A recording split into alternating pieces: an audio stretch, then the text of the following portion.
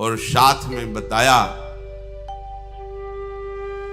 महाराज पांचाल नरेश द्रुपद ने याजुपयाज नामक पुरोहित का वर्ण करके ऐसी यज्ञ की जिससे महावीर धृष्टद्युम्न और द्रौपदी जी का प्रादुर्भाव हुआ। धृष्टद्युम्न धनुष बाण तुणीर सहित कवच सहित यज्ञ कुंड से प्रकट हुए। ऐसे ही सर्वांग सुंदरी कृष्णा द्रौपदी जी का प्रादुर्भाव हुआ। वो ब्राह्मण सुना रहा है पांडव जनों को कि पांचाल नरेश द्रुपद जी के हृदय में था कि द्रौपदी के लायक अगर कोई वर है तो शब्द साची अर्जुन ही है। पर जब उन्होंने सुना कि वारणावत में अग्नि के द्वारा उस महल में पांचों पांडु कुंती सहित पधार गए, उन्हें बड़ा शोक हुआ। वो बहुत दुखी बैठे थे कि द्रौपदी का पाणी ग्रहण करने के अधिकारी तो केवल पांडव ही हैं और वो पधार गए, अब क्या होगा। उनके जो आचार्य थे उन्होंने कहा कि जो धर्म से चलता है, सत्य बोलता है, उसका ऐसे मृत्यु नहीं होती। उस अग्नि महल में उनका जलकर मर जाना ये मुझे बिल्कुल विश्वास नहीं हो रहा, क्योंकि धर्मात्मा पुरुष की ऐसी मृत्यु नहीं होती। उनको यहां आना ही होगा। यदि आप स्वयंवर रचे और सर्वत्र ये सूचना पहुंचा दें कि द्रौपदी जी का स्वयंवर हो रहा है और जो स्वयंवर में लक्ष्य वेद कर देगा उसी को द्रौपदी जी वरमाला डालेंगे। अगर ऐसी सूचना फैल जाएगी और अगर पांडव जीवित है मेरा जैसा विश्वास कहता है तो अवश्य पधारेंगे। वो ब्राह्मण पांडवों को ही कथा सुना रहे। प्रातः काल हुआ, ब्राह्मण अपने मार्ग को गया तो कुंती जी ने उस जिस ब्राह्मण के घर में टिकी हुई थी उनसे अनुमति ली और अपने पांचों पुत्रों के साथ यात्रा प्रारंभ की। युधिष्ठिर आदि का मन जब द्रौपदी के स्वयंवर की बात सुनी भगवत प्रेरणा से आकर्षित हो गया। कुंती जी से कहा कि मुझे विश्वास है कि स्वयंवर में अर्जुन ही लक्ष्य वेद करेंगे, द्रौपदी हमको ही प्राप्त होंगी, इसलिए हमें उत्साह हो रहा है। अब हम सीधे वहीं चलेंगे। सत्यवादी युधिष्ठिर का वचन कभी विनोद में भी मिथ्या नहीं हुआ।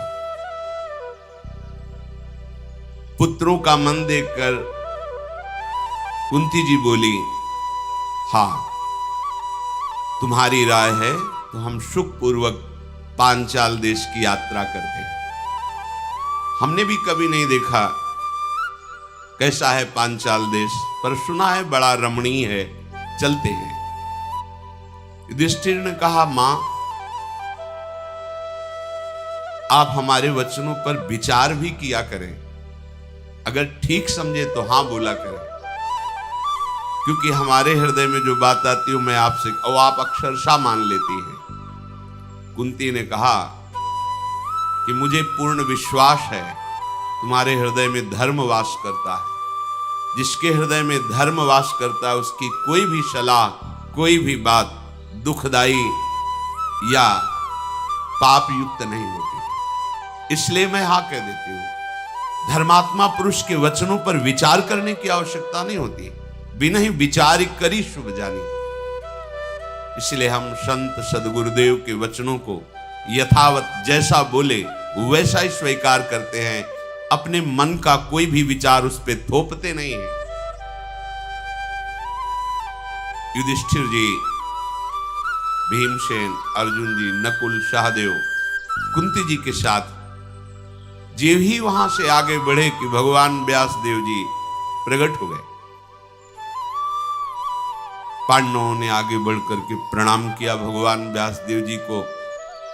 कुंती जी ने भी हाथ जोड़कर अभिवादन किया। भगवान व्यासदेव जी ने कहा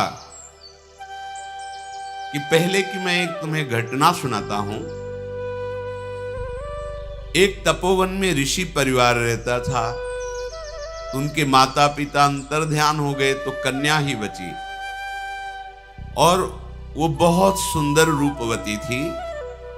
उसने अपने पति को प्राप्त करने के लिए कि मेरा पति इस विश्व में कौन होगा ये मुझे पता नहीं, पर मैं कहां खोजूं, इसलिए देवाधिदेव भगवान शंकर की उसने आराधना की।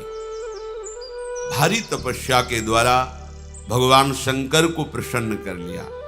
जब भगवान शंकर प्रकट हुए तो उसने बार बार यही कहा, मुझे पति चाहिए, मुझे अनुकूल पति चाहिए, मुझे महाबली पति चाहिए, मुझे धर्मात्मा पति चाहिए, मुझे सत्यवान पति। 5 बार भगवान शंकर ने कहा तथास्तु, ऐसा ही हो। तुमने 5 बार मांगा, इसलिए तुम्हें 5 पति प्राप्त होंगे। पर यह शरीर छोड़ करके तुम्हें जो नवीन शरीर मिलेगा उसमें 5 पति तुम्हें प्राप्त होंगे। हे कुंती और कुंती नंदन, वही देवी भगवान शंकर की जो आराधना करके 5 पतियों का वर प्राप्त किए, वही द्रुपद कन्या द्रौपदी के रूप में प्रकट हुई है। ये उत्तम बात तुम अपने मन में बैठा लो, इससे आगे प्रश्न नहीं आएगा। बस इतना कहकर भगवान व्यासदेव जी अंतर्धान हो गए। जिधर अंतर्धान हुए उस दिशा को प्रणाम करके पांडवजन आगे बढ़े।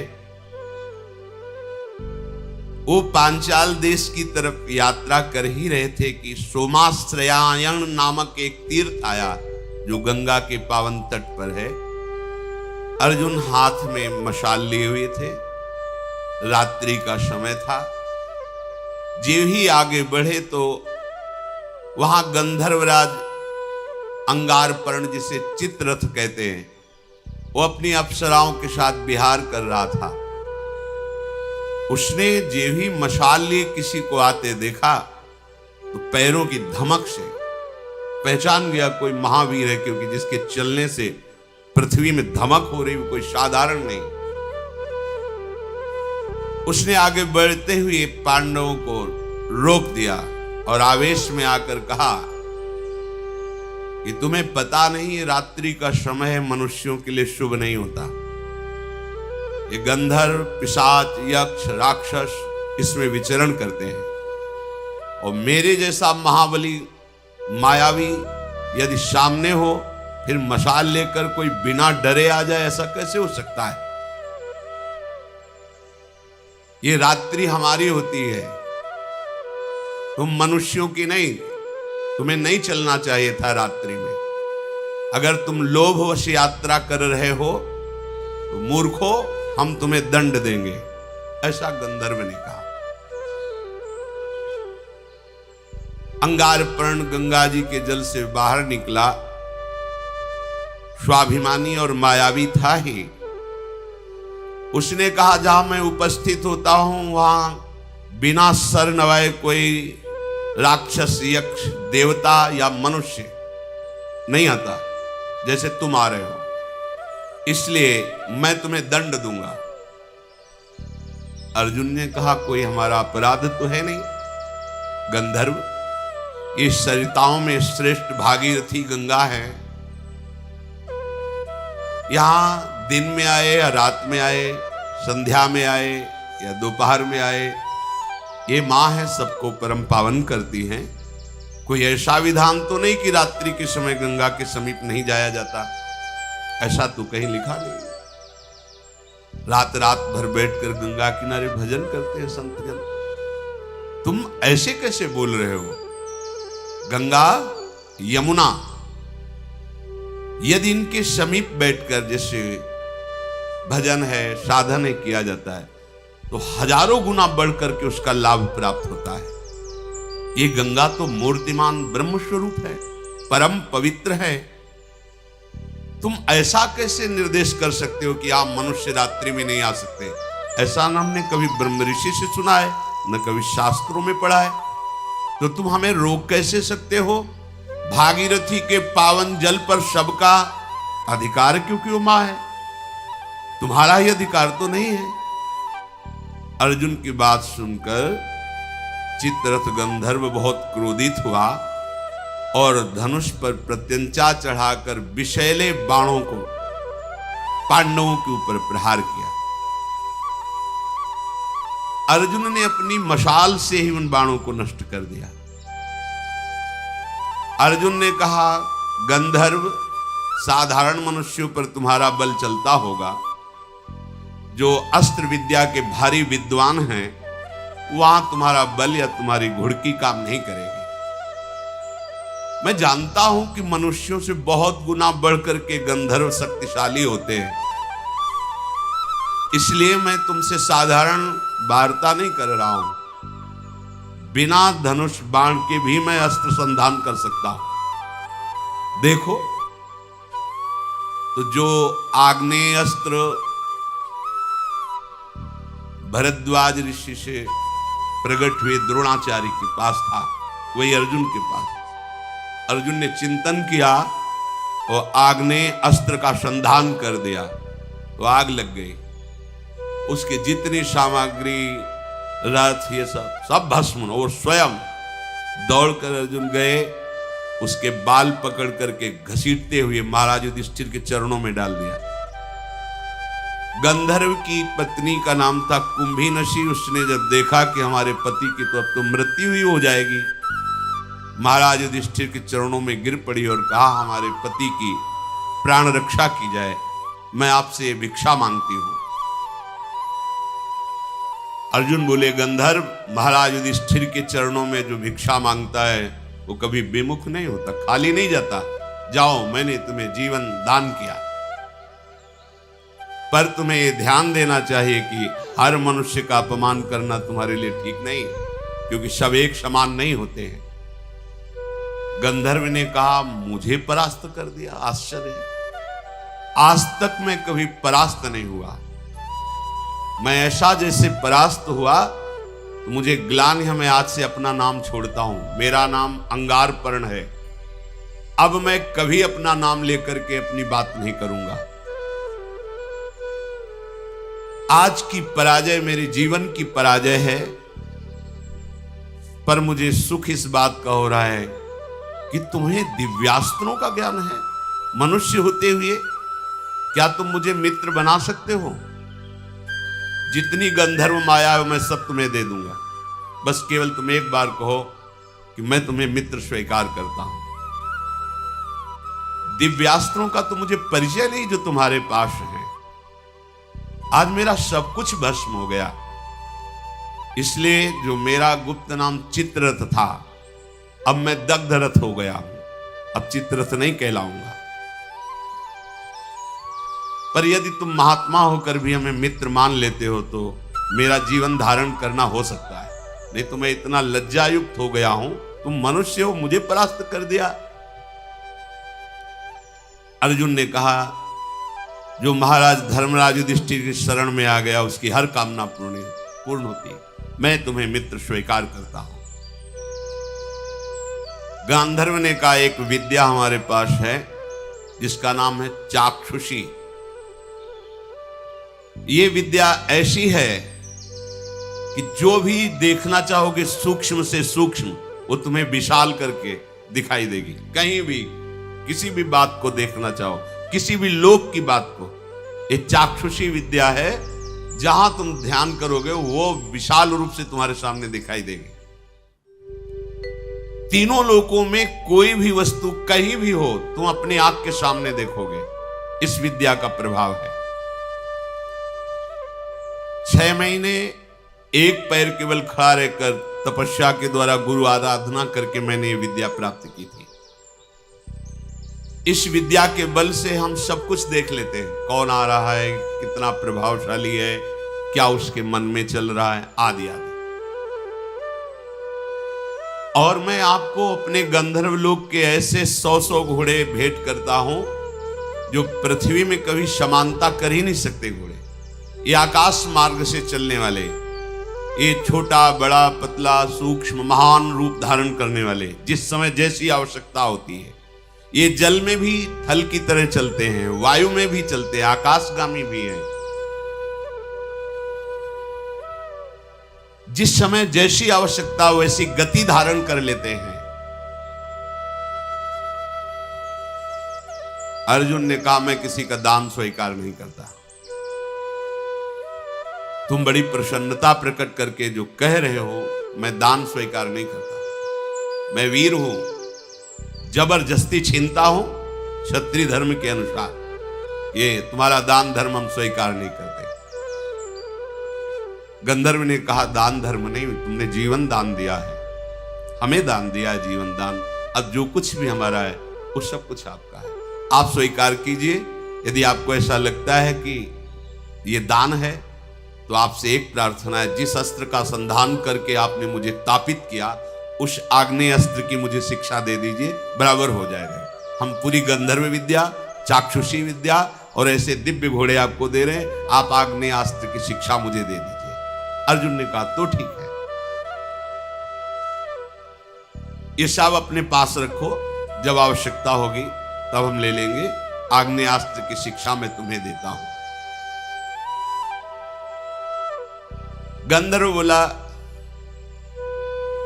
कि आपको एक बात मैं अपनी तरफ से बताऊं, मैं जानता था कि आप कौन हैं, पर आप मुझसे जीत नहीं सकते थे, मेरी कमी थी इसलिए जीत गए, अगर तुम्हारी कमी ना होती तो मैं तुम पर आक्रमण भी नहीं कर सकता था। तो अर्जुन ने कहा मेरी कमी क्या थी?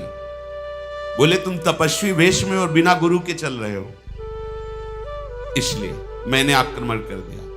तुम्हें पता होना चाहिए कि जिस वेश में तुम चल रहे हो, यक्ष राक्षसी गंधर्व पिशाची दानवी ये माया आक्रमण करती है, बैरागी तपस्वी, और यदि वो गुरु को आगे करके चलते हैं तो ये मायावी जन उनके ऊपर माया का प्रयोग ही नहीं कर सकते, और तुम्हारे सामने कोई गुरु नहीं है और तुम्हारा वेश तपस्वी का है, इसलिए तुम्हें ये दोष पाकर के हमने आक्रमण किया।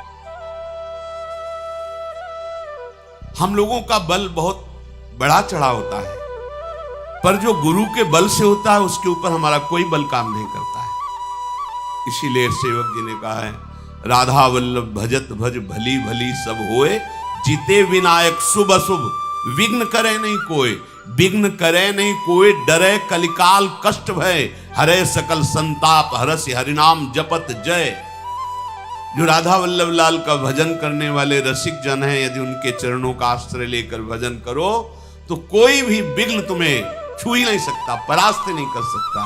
विघ्न तभी परास्त कर सकता है जब आप अपने गुरुदेव को आगे नहीं किए होंगे। आगे का तात्पर्य उनके वचन के अनुसार नहीं होंगे, उनकी आज्ञा पर नहीं होंगे, तो फिर माया का आक्रमण, वो चाहे राक्षसी माया हो चाहे देवी माया हो, वो हमें चाहे शुभ विनायक हो या शुभ विनायक हो, वो हमें परास्त कर देगा।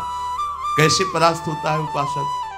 जब उसकी बुद्धि में भोग सुख की लालसा प्रबल हो जाए और भोग संयोग उपस्थित हो जाए, तो जान लेना चाहिए कि माया का पूरा प्रवाह हमारे ऊपर हो गया।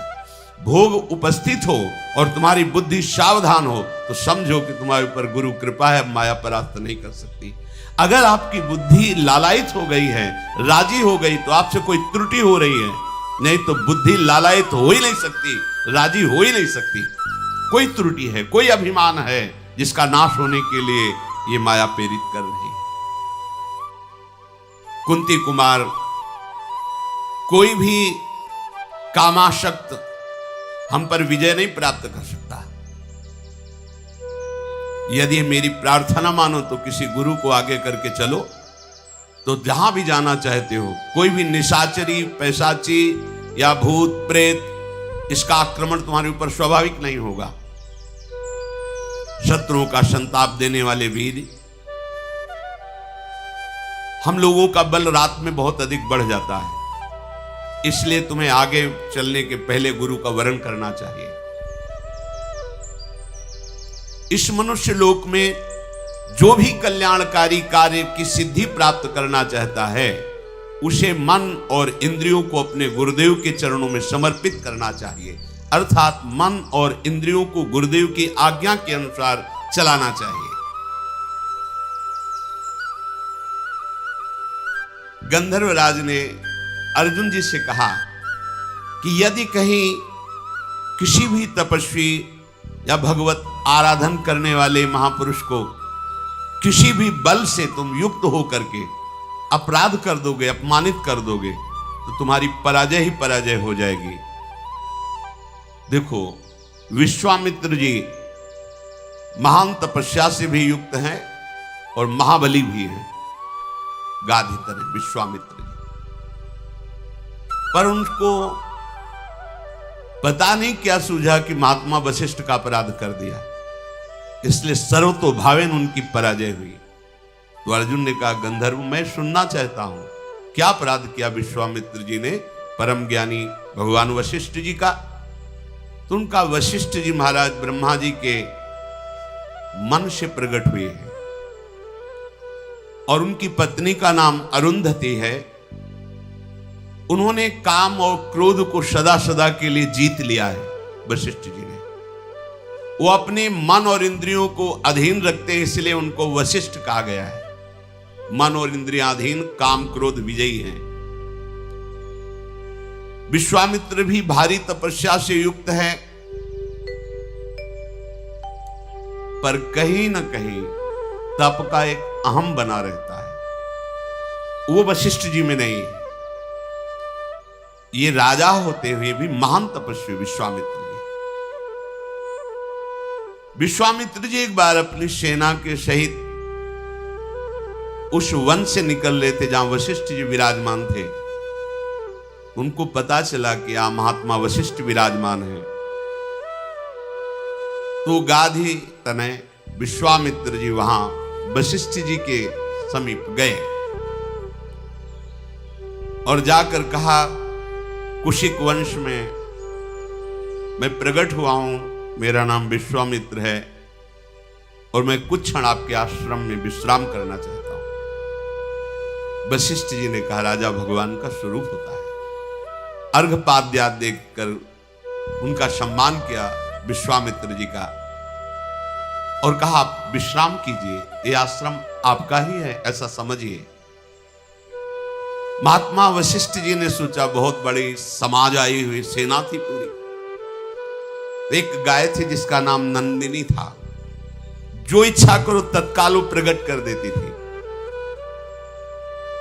अन्न, फल, मूल, दुग्ध, षडरस भोजन अमृत के समान, जितने भी खाने पीने की वस्तुएं, यहां तक कि स्वादिष्ट चटनी आदि तक सब नंदिनी ने प्रकट कर दिया।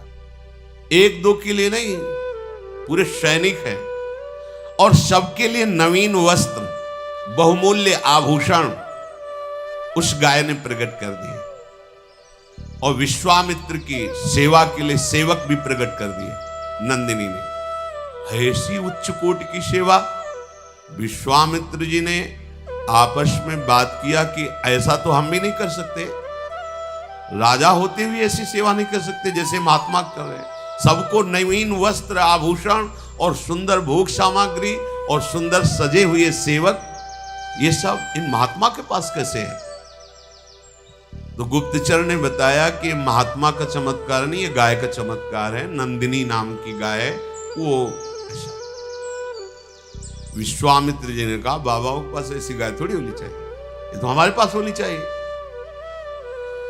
विश्वामित्र जी ने वशिष्ठ जी के पास जाके कहा, 10 करोड़ गाय आपको दूंगा, जितने सेवक कहोगे, पर ये नंदिनी गाय अब हम ले जाएंगे। उनका नहीं, हम कोई क्रय विक्रय करने के लिए थोड़ी, ये तो आए हुए अतिथि सेवा के लिए और यज्ञ सामग्री के लिए विराजमान है। विश्वामित्र बोले, मैं क्षत्रिय धर्म से प्रेरित हूं, मुझे मांगना नहीं आता, तुम्हें प्रार्थना कर रहे हैं, मान लो। तुम तपस्वी ब्राह्मण हो, मैं तुम्हारा अपमान नहीं करना चाहता, सीधे गाय दे दो, यह क्षत्रिय धर्म। मुझे पता है कि तुम शांत हो, जितात्मा हो, पर तुम हमारे बल को झेल नहीं सकते हो। वशिष्ठ जी से कहा, मैं महापराक्रमी दिव्यास्त्र का ज्ञाता हूं और राजा हूं, इसलिए आदेश करता हूं ये गाय दे दो। वशिष्ठ जी ने कहा, तुम्हारे पास सेना है, तुम राजा हो, बाहुबल का भरोसा रखते हो, मैं तो एक भजन करने वाला ब्राह्मण हूं, तुम्हें जैसा रुचि वैसा कर लो, हमारी तरफ से ना है और आपको जैसा, क्योंकि ये अतिथि सेवा और यज्ञ के लिए गाय है।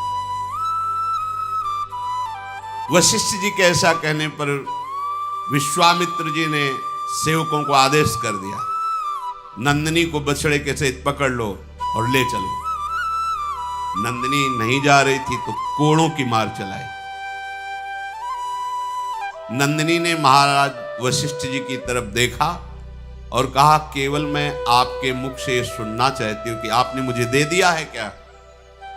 वशिष्ठ जी बोले, नहीं, कदापि नहीं, ये तो मैं सोच भी नहीं सकता, क्योंकि तुम्हारे बिना हमारे यज्ञ कैसे पूर्ण होंगे, अतिथि सेवा कैसे होगी?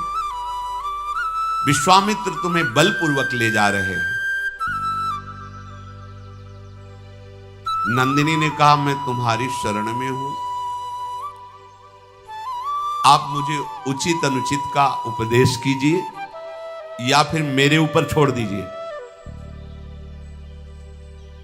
ये विश्वामित्र के निर्दयी स्वभाव वाले हमें कोड़ों से पीट रहे हैं, मेरा कोई अपराध नहीं है और मैं सर्व सामर्थ्यशालिनी हूं, फिर भी पीट रही हूं केवल आपकी आज्ञा के लिए।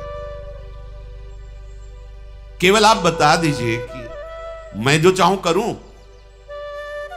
वशिष्ठ जी ने नंदिनी से कहा कि तुम अपनी रक्षा करने में समर्थ हो, पर मैं आदेश भी नहीं करूंगा, क्योंकि हमारा स्वभाव क्षमामय है।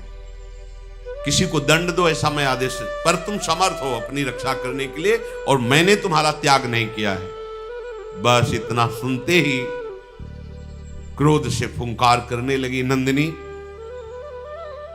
और विश्वामित्र जी की सेना को अपने बल से खदेड़ने लगे। अब लाखों की सेना थी, चारों तरफ से घेर लिया नंदिनी को, उनके पास अस्त्र शस्त्र सब है। नंदिनी जी ने अपनी पूंछ को घुमाया तो अंगार वर्षा होने लगी। थनों से द्रविड़ वीरों का जन्म हुआ, योनि देश से यवनों का जन्म हुआ, म्लेच्छों का, गोबर से सबरों का जन्म हुआ। ऐसे प्रचंड बलवान क्रोधी स्वभाव वाले ये सब दौड़ पड़े विश्वामित्र जी की सेना। जितनी सेना थी, एक एक सैनिक को 10-10 वीरों ने घेर लिया और ये सब नंदिनी जी से प्रकट हुए। देर नहीं लगी, मारा किसी को नहीं, सबको बंदी बना लिया। विश्वामित्र जी देखे कि एक सैनिक को 10 सैनिकों ने बंदी बना रखा है। विश्वामित्र का एक सैनिक और नंदिनी के 10 सैनिक, प्राण किसी के नहीं लिए। बहुत गुस्सा आए कि महात्मा इतना बढ़ा चढ़ा है, इसकी गाय में इतनी सामर्थ्य, अब तुम नहीं बच सकते। विश्वामित्र जी ने वशिष्ठ जी से कहा, अब तुम नहीं बच सकते, तुम्हारे अंदर क्षमा होगी लेकिन मेरे अंदर नहीं। वशिष्ठ जी शांत भाव से खड़े, 3 योजन तक पीट पीट करके विश्वामित्र जी की सेना को बाहर खदेड़ करके वहां बंदी बना ली। 3 योजन तक पिटाई की। वशिष्ठ जी बोले, महाराज गाधिनंदन, तुम परास्त हो चुके हो, जाओ, ये नंदिनी का परिकर वापस हो जाएगा, तुम जाओ। विश्वामित्र जी ने कहा, तुमने मुझे साधारण राजा समझ रखा है? एक बांस की छड़ी लिए हुए वशिष्ठ जी खड़े थे। विश्वामित्र ने तत्काल आंख बंद की और आग्नेय अस्त्र का संधान किया वशिष्ठ जी पर। बस वशिष्ठ जी से बांस की छड़ी ऐसे कर देते, आग्नेय अस्त्र शांत। वरुणास्त्र, इंद्रास्त्र, याम्यास्त्र, वायुवास्त्र, सब अस्त्रों का प्रयोग कर लिया। बस वो एक छड़ी लेकर ऐसे कर देते, उनके अस्त्र बेकार हो जाते। सारे अस्त्र, दिव्यास्त्र सब आप निष्फल। विश्वामित्र जी ने कहा, विश्वामित्र छत्र भावान निर्विण्णो वाक्यमब्रवीत दिग्बलम क्षत्रि बलम ब्रह्म तेजो बलम बलम।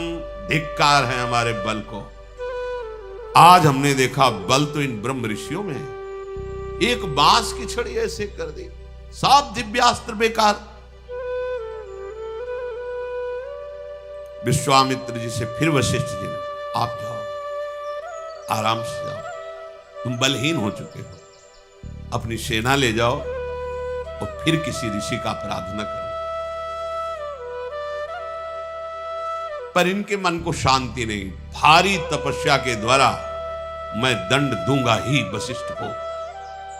अगर ये ब्रह्म बल से युक्त है तो ऐसी तपस्या करूंगा कि ब्रह्म ऋषि बनूंगा, फिर इनको दंड दूंगा। अभिमान का नाश होना बहुत कठिन है। भारी तपस्या की, तपस्या करते यदि किसी से द्वेष है तो सफल नहीं होती। सिद्धांत है, विचार किया इनके वंश का विनाश कर देंगे। ओ क्रोध बड़ा विचित्र। वशिष्ठ जी के बड़े पुत्र शक्ति जी वो आ रहे थे, सकरा मार्ग था, तो एक राजा कलमसपात जी वहां से जा रहे थे। शक्ति मुनि ने कहा कि मार्ग छोटा है, आप हट जाइए, क्योंकि जब ऋषि पधारते हैं तो राजा को भी मार्ग देना होता है। उसने कहा, आपको शायद पूरा ज्ञान नहीं है क्या?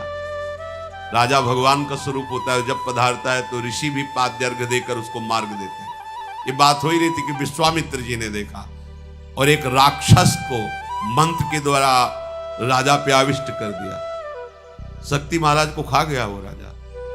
100 पुत्र विश्वामित्र जी ने महाराज वशिष्ठ के राक्षस आवेश करा करके खवा दिया। भारी तपस्या में संलग्न।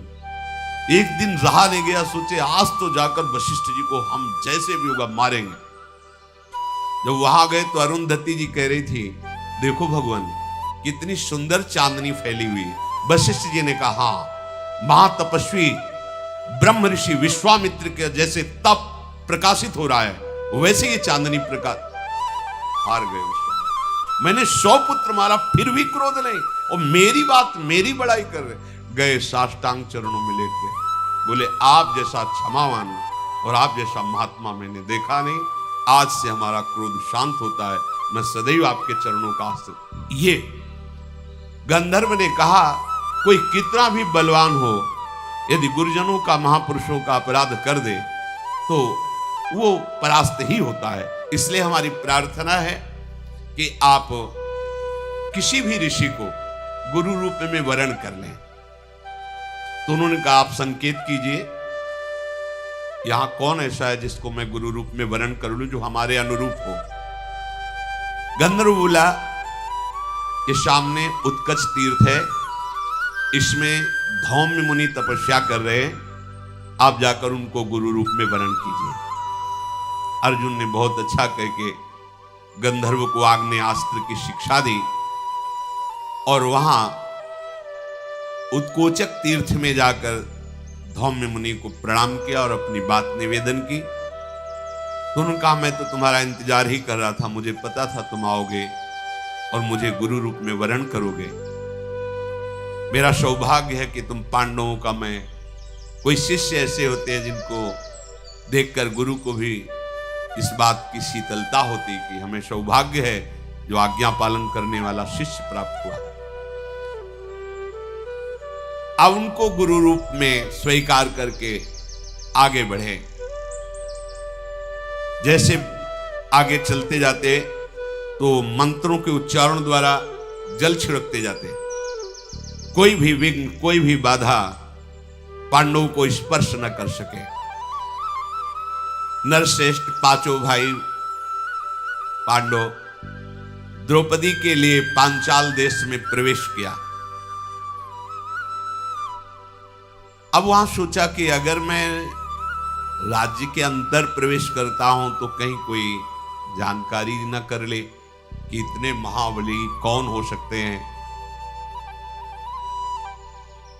तो उस गांव में एक किनारे कुम्हार का घर था गांव के बाहर।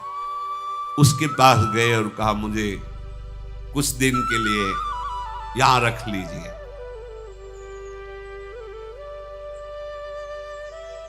उधर स्वयंवर की रचना हुई, बड़े बड़े राजाओं को निमंत्रण किया गया जो वहां स्वयंवर में पधारने लगे। कुम्हार के घर में ब्राह्मण वेश मृगचर्म आदि धारण किए हुए, उन्होंने पता लगवाया कि क्या ब्राह्मण वेशधारियों को भी स्वयंवर में प्रवेश दिया जाता है कि नहीं, क्योंकि क्षत्रिय राजकुमारों का स्वयंवर है। तो वहां सूचना मिली कि ब्राह्मणों को विशेष आसन दिया गया है स्वयंवर में।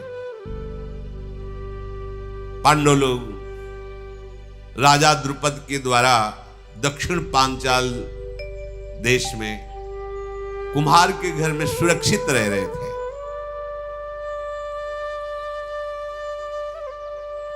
एक गुप्तचर को भेजा और कहा स्वयंवर की क्या दशा है। उसने आके बताया कि ऐसा लक्ष्य वेद रखा गया है कि सिर्फ अर्जुन ही वेद सकते हैं, दूसरा नहीं। उनको पता नहीं कि पांडव ये है। महाराज द्रुपद की आंतरिक इच्छा थी कि द्रौपदी का वर केवल अर्जुन हो सकता है। तो उन्होंने एक ऐसा कृत्रिम लक्ष्य रखा है कि एक छोटा सा छिद्र यंत्र आसपास पटा हुआ है और उस छिद्र के ऊपर मछली जो निरंतर घूम रही, उस छिद्र से 5 बाण घूमती हुई मछली के आंख में मारना है। उस छिद्र से, जैसे कई कई छोटी छोटी कथाओं में कि वो नीचे से तेल पर आकृति देख के, महाभारत ग्रंथ में ऐसा नहीं। ग्रंथ में है कि एक ऐसे सपाट ऊपर आकाश की तरफ और उसमें एक छिद्र, और उस छिद्र के ऊपर मछली ऐसी घूम रही है और उस छिद्र से घूमती हुई मछली की आंख में 5 बाण मारने, 5 बाण रखे, जो बराबर 5 बाणों को संधान करके मार देगा, द्रौपदी उसी के गले पे जयमाला डालेंगे। द्रौपदी की ऐसी घोषणा है। पांडव निश्चिंत हुए, गए और ब्राह्मणों के बीच में बैठ गए। महाराज द्रुपद की घोषणा सुनाने के लिए धृष्टद्युम्न ने कहा, हमारे महाराज की घोषणा है, जो वीर इस धनुष पर प्रत्यंचा चढ़ाकर 5 बाणों से इस छेद के ऊपर जो मछली है उसकी आंख में लक्ष्य वेद कर दे, वही हमारी बहन को प्राप्त कर सकता है।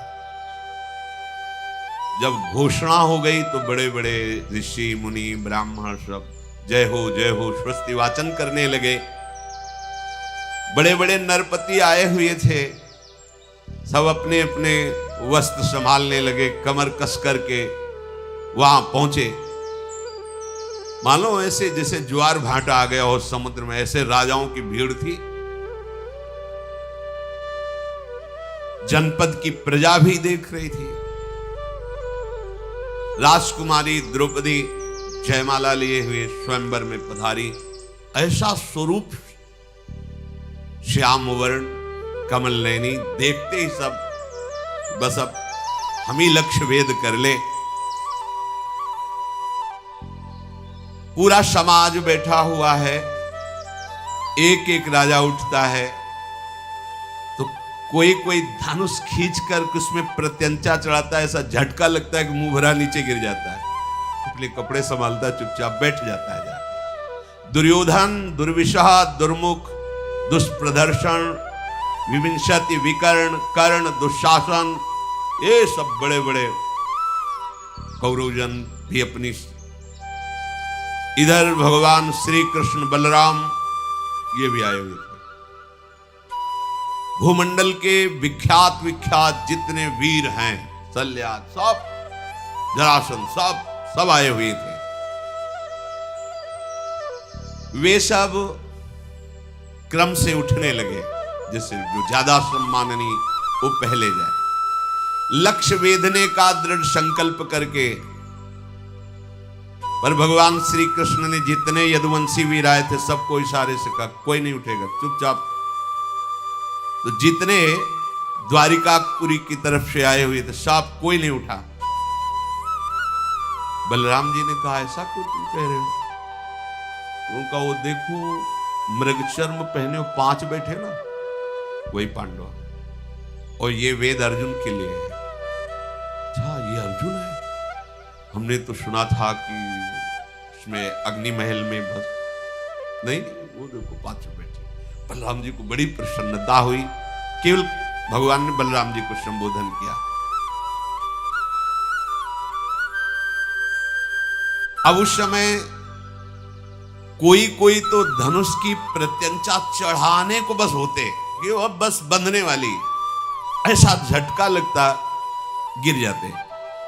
किसी के बाजू टूट जाती, किसी के माथा टूट जाता, इतना कठोर धनुष रखा गया था, दूसरा चढ़ा ही न पावे।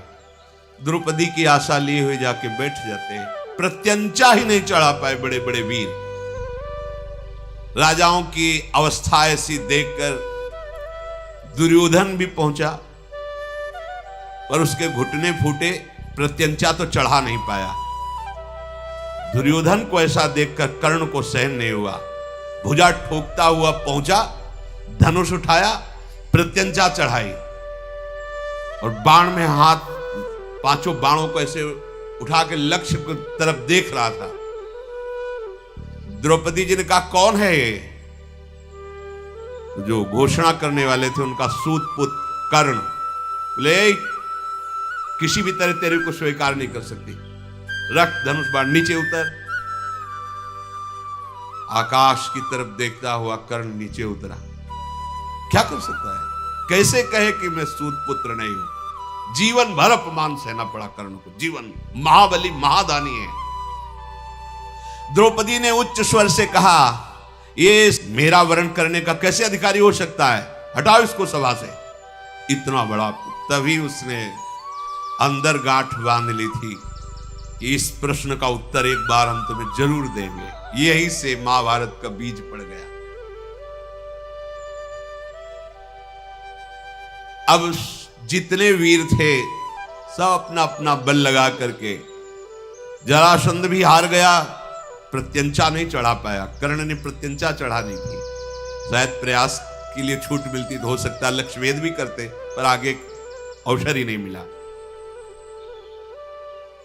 शत्रुओं को संताप देने वाले धृतराष्ट्र पुत्र सब निराश बैठे थे। अब बड़े बड़े प्रभावशाली राजा जो देवताओं के समान बलवान थे वो भी सब हाथ पे हाथ मिसते रह गए। जब सब राजा अपना मुंह नीचा करके बैठ गए तो युधिष्ठिर जी ने अर्जुन से कहा उठ चलो। इंद्र के समान तेजस्वी विशाल बाहु, अजान बाहु, और इनका भी वर्ण श्याम वर्ण, कमल नयन। जे ही अर्जुन ब्राह्मणों की सभा में खड़े हुए, ब्राह्मण लोगों ने मंत्रोच्चारण शुरू कर दिया। हाँ भाई हमारा पक्ष है। मृगचर्म हिला हिला करके मंत्रोच्चारण करते, अवश्य विजयी होगा तू, अवश्य विजय है ब्राह्मण, तू अवश्य विजयी हो।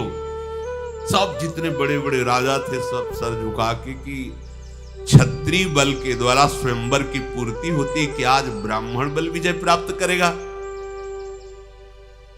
सबको यह है कि ये ब्राह्मण भीख मांगने वाला क्या कर सकता है, उपहास ही होगा इसका। जब बड़े बड़े जरासंध, शल्य आदि बड़े बड़े राजा हार गए, ये क्या कर सकता है।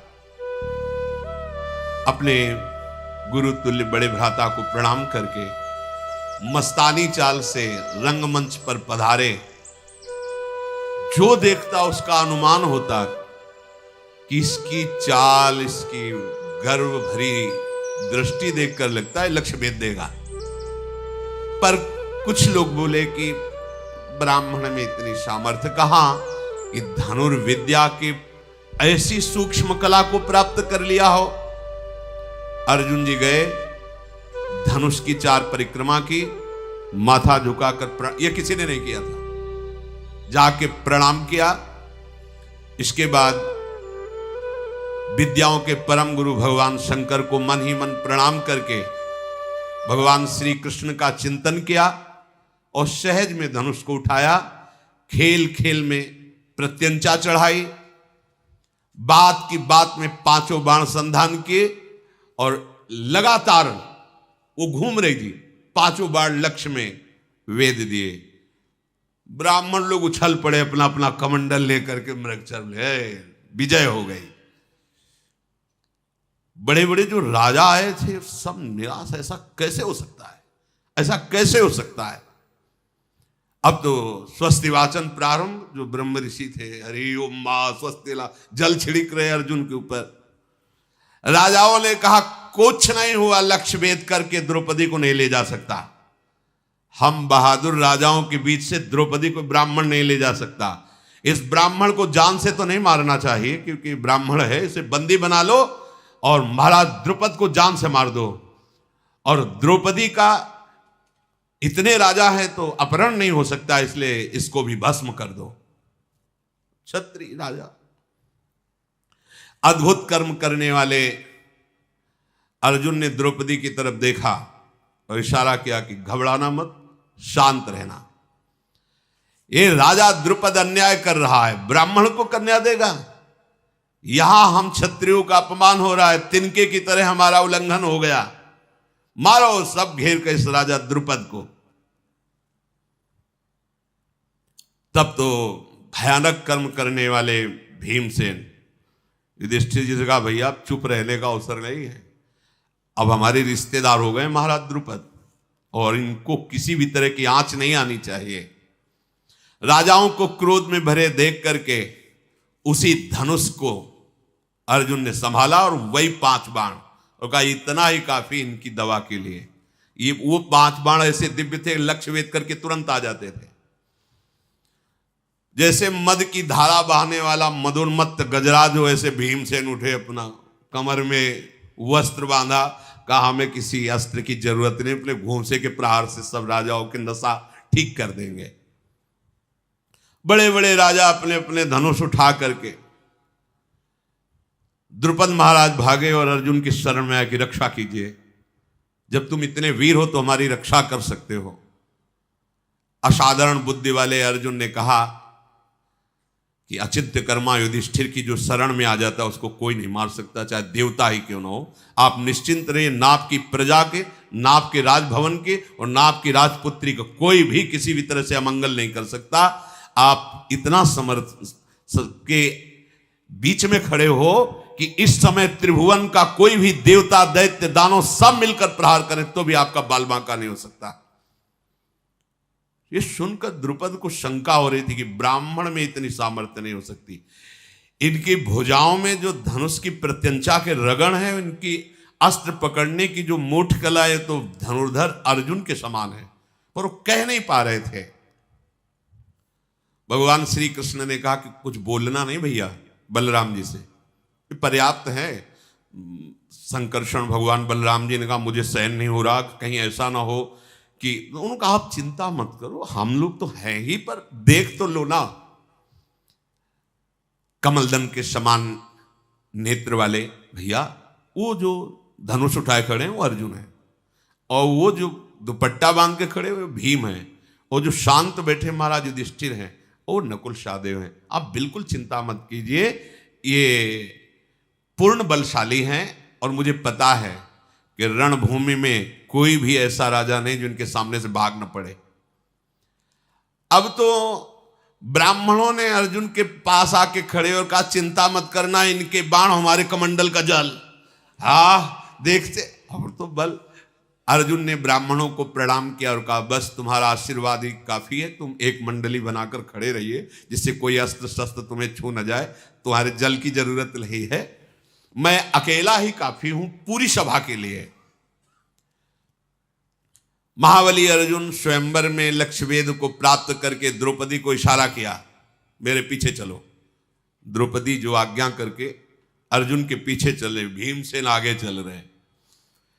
कर्ण कूद पड़ा दुर्योधन के साथ कि अभी इस ब्राह्मण को मजा चखाते हैं। निर्भय होकर, उसको पता था कि ब्राह्मण हमारे सामने कैसे जीत कर ले जा सकते हैं। भीमसेन एक बड़ा ताड़ का वृक्ष था, उखाड़ा, उसके पत्ते उत्ते झाड़े, विशाल वृक्ष हाथ में लिया और आगे खड़े हो गए। राजाओं की मंडली टूट पड़ी भीमसेन और अर्जुन पर। अर्जुन का बाण संधान लक्ष्य भेद, मार मार के बाणों से कर्ण को बेशुद्ध कर दिया।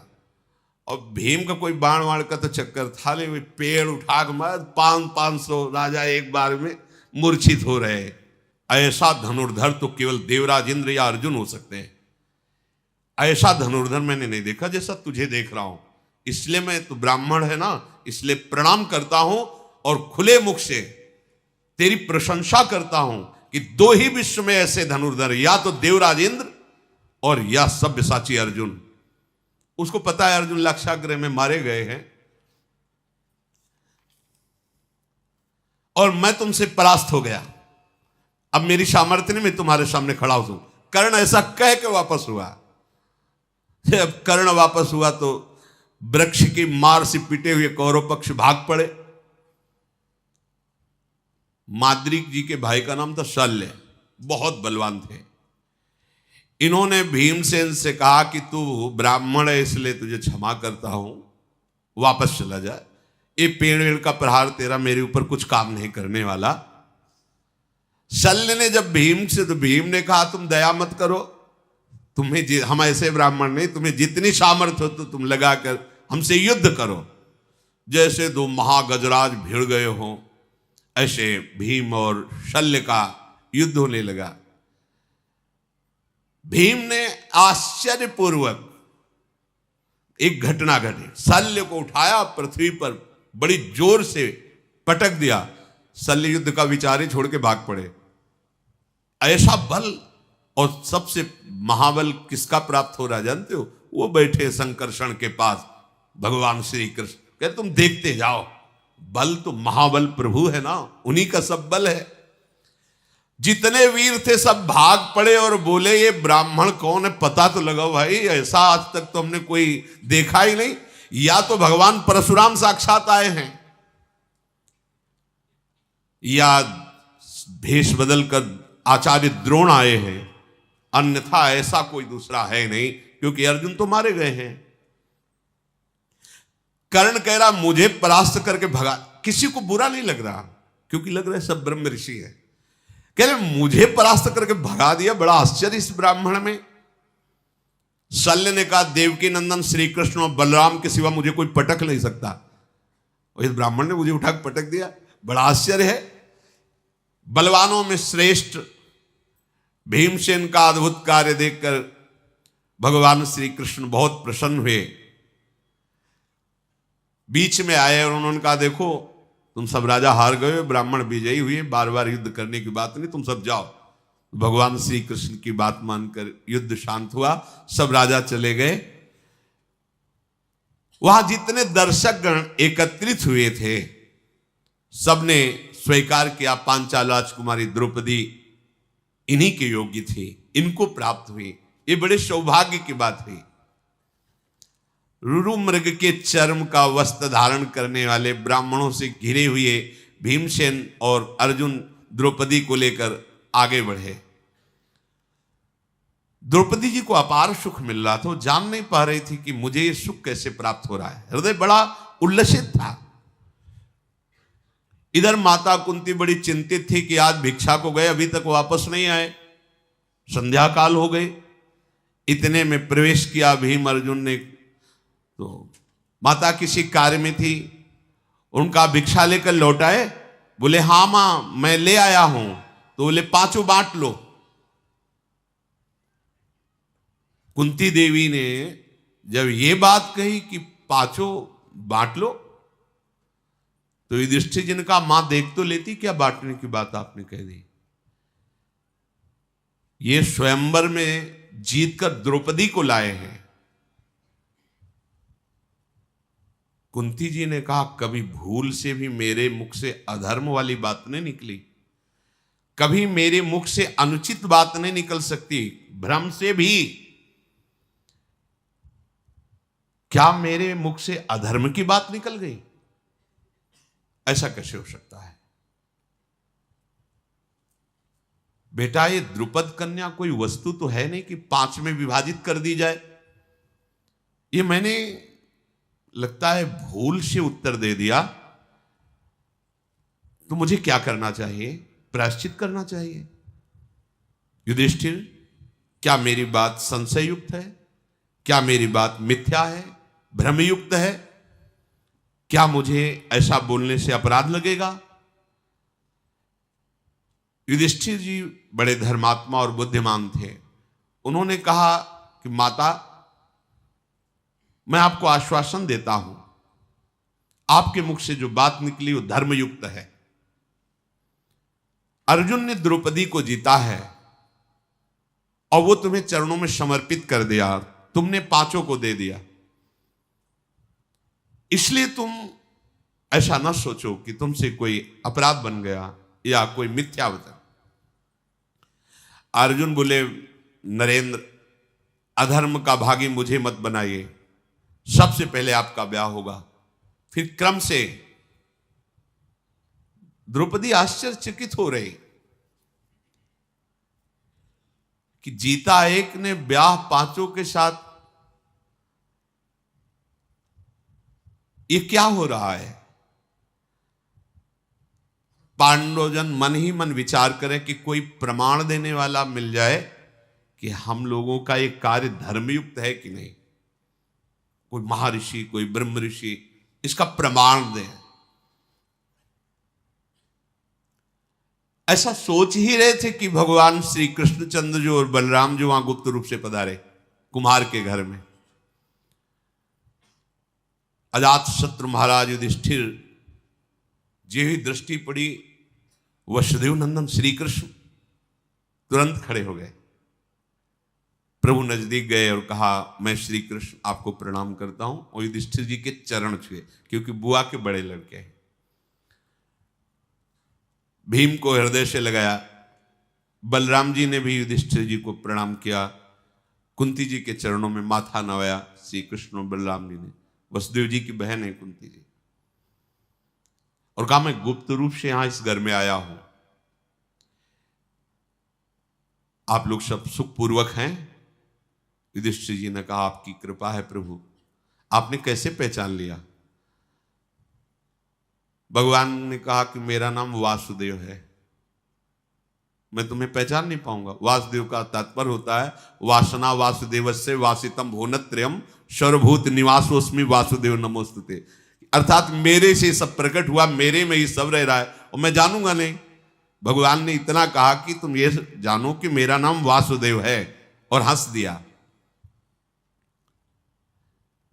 ऐसा कौन अद्भुत कर्मा है जिसको मैं जानता ना हूं? सौभाग्य की बात है कि आप अग्निकांड से जीवित बच गए और द्रौपदी को भी प्राप्त किया। मेरे हृदय की भावना जो आपके प्रति है वो आपका सदैव रक्षा और कल्याण करती रहेगी। आप लोगों को कोई जान न पावे और हमें कोई ये न जाने कि आप हमारे हो, इसलिए मुझे गुप्त रूप से यहां से चल देना ही उचित लगता है। भीमसेन और अर्जुन कुम्हार के घर में जब द्रौपदी जी को लेके गए थे, तो धृष्टद्युम्न जो द्रौपदी के भाई थे, द्रुपद ने कहा था, ये कौन से ब्राह्मण हैं, कहां से आए हुए हैं, हमें कुछ पता नहीं। तुम और तुम्हारे गुप्तचर तुरंत इनके पीछे लगो और हमें कुछ ही घंटे में सूचना दो, ये कौन है, कहां से आए हैं, ऐसी वीरता इनको कैसे प्राप्त हुई? मुझे नहीं लगता कि ये ब्राह्मण है।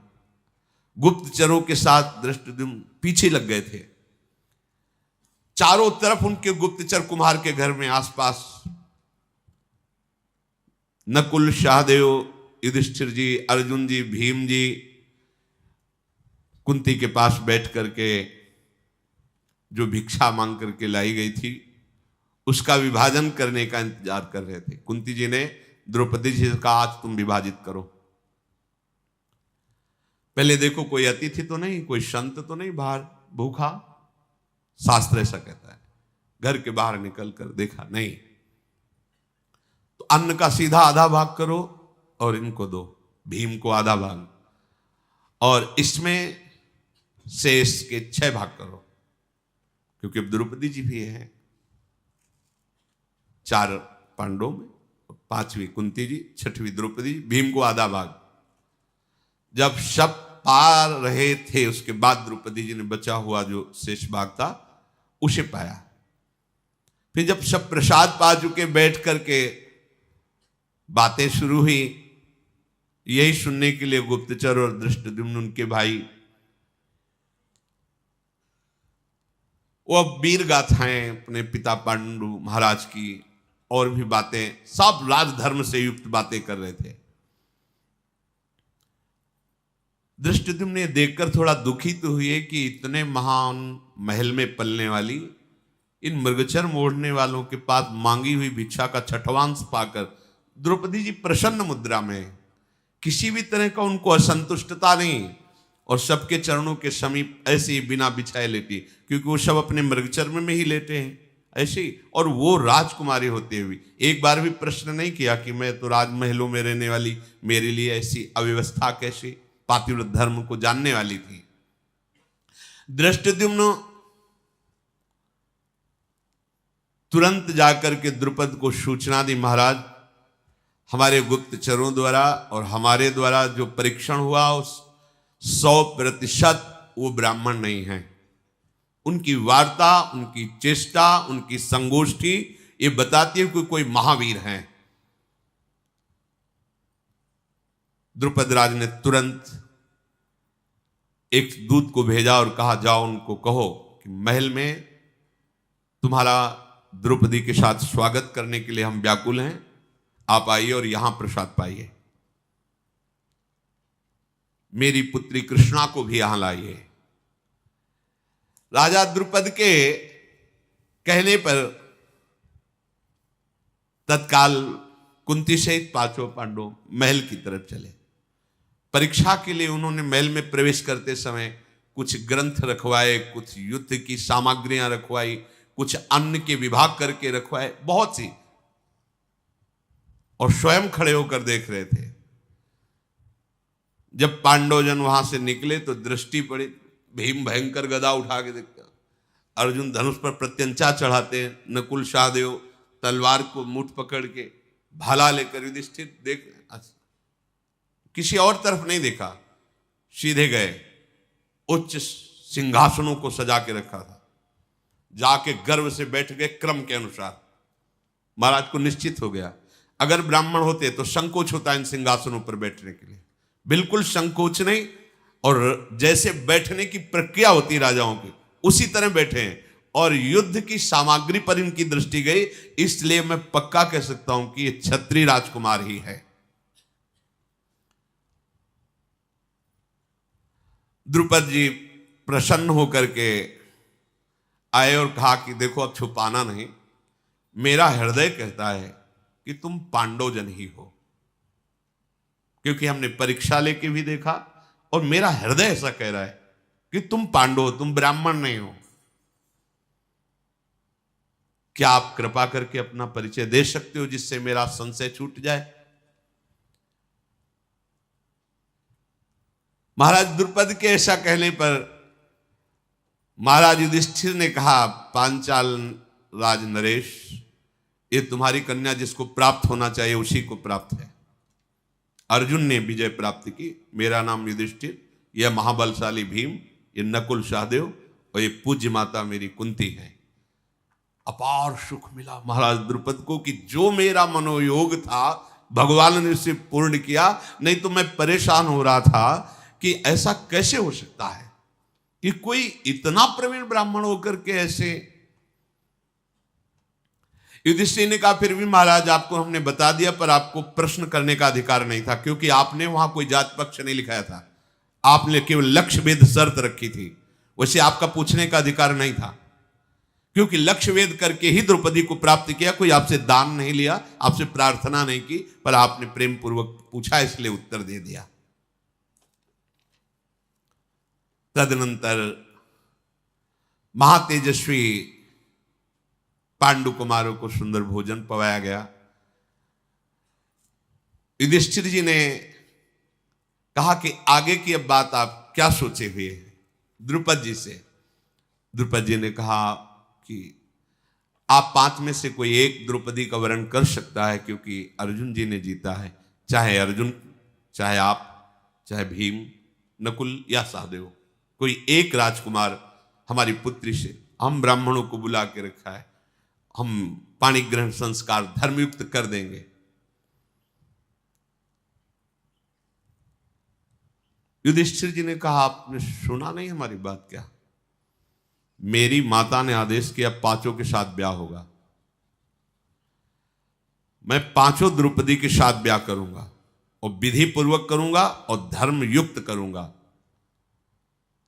द्रौपदी हम पांचों की पटरानी बनेगी। द्रुपद बोले, ये कौन सी भाषा आप बोल रहे हैं? बहुत सी रानियां एक राजा की होती है, ये तो प्रमाण, लेकिन एक रानी के बहुत से पति होते हैं, ऐसा तो कभी हमने कहीं धर्म में नहीं सुना, शास्त्रों में नहीं सुना। तुम धर्म के ज्ञाता हो, पवित्र बुद्धि रखते हो, तुम लोक और वेद के विरुद्ध ये अधर्म की बात कैसे बोल दी? युधिष्ठिर जी ने कहा, धर्म का स्वरूप बड़ा सूक्ष्म है, आपको पूरा ज्ञान नहीं है। पूर्व काल में प्रचेतागण 10 और उनकी पत्नी 1, आपको पता है, जिसमें हमारे पूर्वज गए हैं, उस मार्ग का अनुसरण करना अधर्म नहीं कहा जा सकता। राजन, ये भी धर्म है। द्रुपद बोले, कुंती नंदन, मेरी तो बुद्धि काम नहीं कर रही। कुंती देवी और राजकुमार धृष्टद्युम्न, आप सब विचार करके कहो, क्या ये बात ठीक है? तदनंतर सब बैठकर विचार कर रहे हैं। धृष्टद्युम्न ने कहा कि मेरी भी बात समझ में नहीं आई। बड़े भाई की पत्नी छोटे भाई के लिए मां के समान है, छोटे भाई की पत्नी बड़े भाई के लिए पुत्री के समान पूजनी, अनुज बधू। फिर आप ऐसा कैसे कर सकते हैं? कैसे धर्म की रक्षा कर पाएंगे आप? मेरी समझ में तो बिल्कुल युक्ति संगत नहीं है। छोटे भाई की स्त्री के साथ बड़ा भाई कैसे समागम, बड़े भाई की जो पत्नी उसके साथ छोटा भाई कैसे समागम कर सकता है?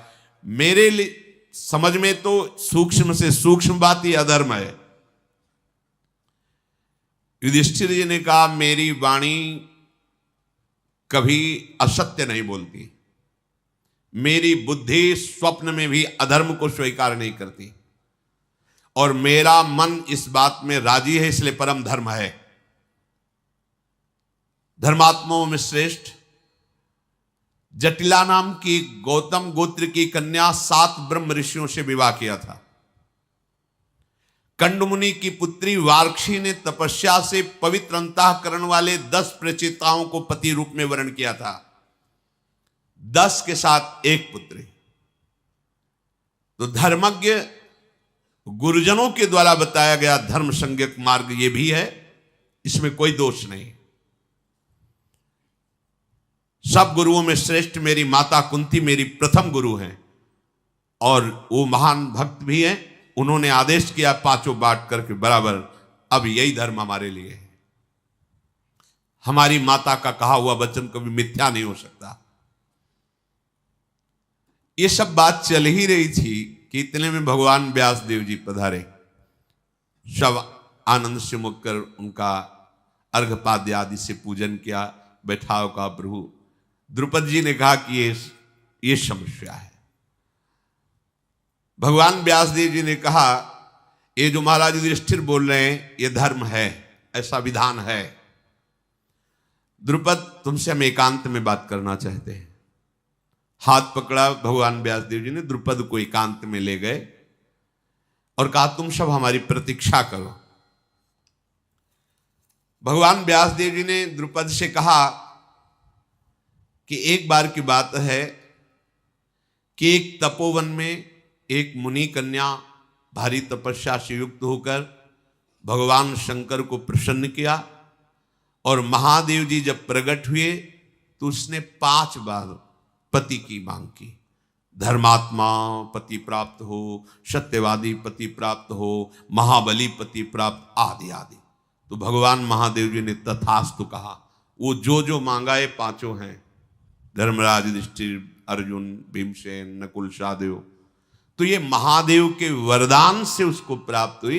ये पहले से विधान है, कोई नया विधान यहां प्रकट नहीं हुआ है। महाराज द्रुपद बिना कुछ विचार किए उन 5 महापुरुषों को अपनी पुत्री का वरण कर दो। ब्रह्मा जी ने पहले से ही ये विधान रच रखा है, ये अधर्म नहीं है। भगवान व्यास देव जी ने ऐसा उपदेश किया। महाराज द्रुपद ने ब्राह्मणों के द्वारा जो पाणी ग्रहण संस्कार की प्रक्रिया है, उससे पांडवों का ब्याह करें। आज शेष चर्चा आगे। श्री राधा